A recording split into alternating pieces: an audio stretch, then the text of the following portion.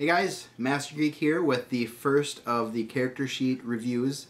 As I mentioned in the general review of the character sheets, I'm going to do one review for each of the 5 character sheets that were provided with the D&D Next playtest package. The first review I'm going to be doing is going to be on the character sheet for the Dwarf Cleric of Moradin. Now looking at this sheet and then the Dwarf Fighters sheet, it appears that the D&D Next is going to be differentiating between the types of dwarves, at least in regards to culture. This dwarf is a mountain dwarf, as opposed to a hill dwarf, which is what the fighter is. Now, the racial section gives a bit of background on the society of the mountain dwarf, and then lists the names of the racial features, which are going to be explained in depth on page 2 of the character sheet. At this point, I should probably point out, I'm not going to go into detail on specific stats, on the ability scores, anything like that. I'm going to really be focusing in on, much like I did with the initial review on the racial features, class features, background, and theme, because I think that's what really sets each character sheet apart, and that's what's really the interesting portion of the character sheets in this D&D Next playtest. Now, the class is, of course, Cleric. This section talks about just what it means to be a Cleric, and then lists the names of the class features, again, that are going to be explained on page 2 of the character sheet. The next area is the first area that really starts to show how various characters, even of the same class, are going to be able to be different from each other, or unique. The background of this cleric is knight. This section talks about what exactly it means to be a knight, and then it gives a list of tasks that the PC gets bonuses to. In the case of the knight, he gets a +3 bonus to animal handling, diplomacy, heraldic lore, and religious lore. And then it also mentions that there's a background feature. Again, it's explained on page 2. I'm going to be touching on that in just a little bit. Now, the theme of this character is Guardian. As I stated in the original review, the theme is much like Roll in 4th edition. Much like I noticed differentiations between the 2 dwarf types, I did also notice that the theme of the 2 clerics created 2 entirely different types of characters. The Guardian background describes the Cleric of Moradin as a defensive type, and he actually has the ability to interpose his shield between an ally and their attacker. Now, this is going to grant the attacker that he's blocking a disadvantage on their roll.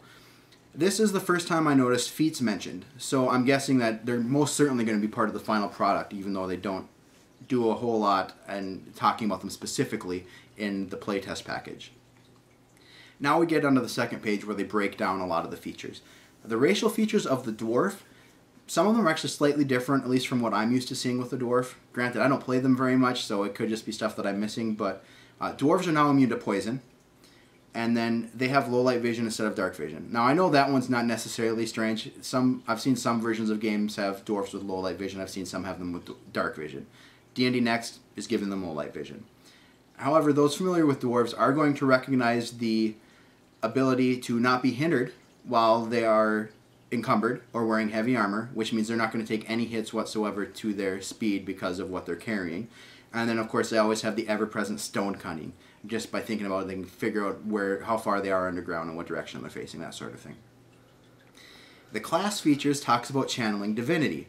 Now, in the playtest, at least at level 1, it's specific to the turning of undead.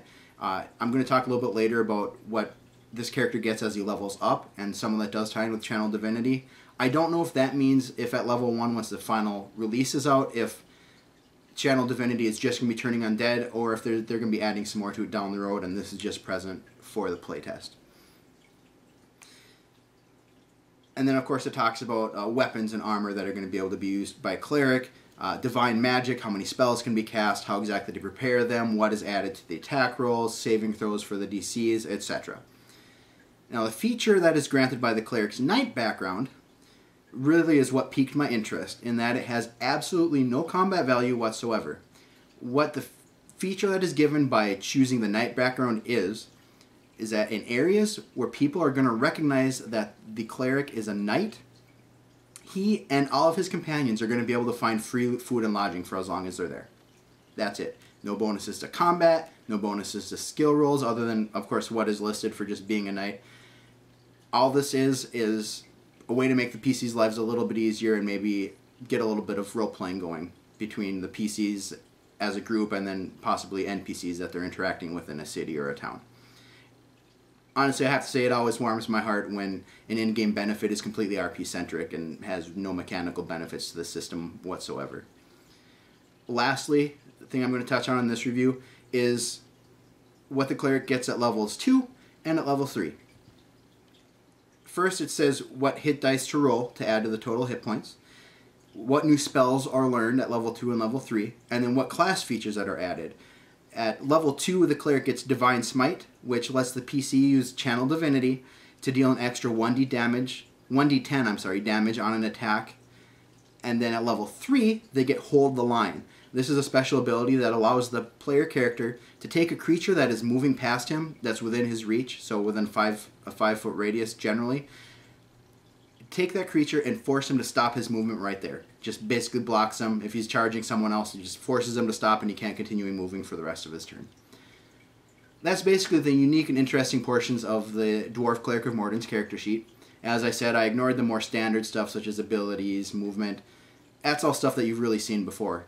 And I'm going to be doing the same with the other 4 character sheets. I hope you enjoyed this one. Keep your eyes peeled.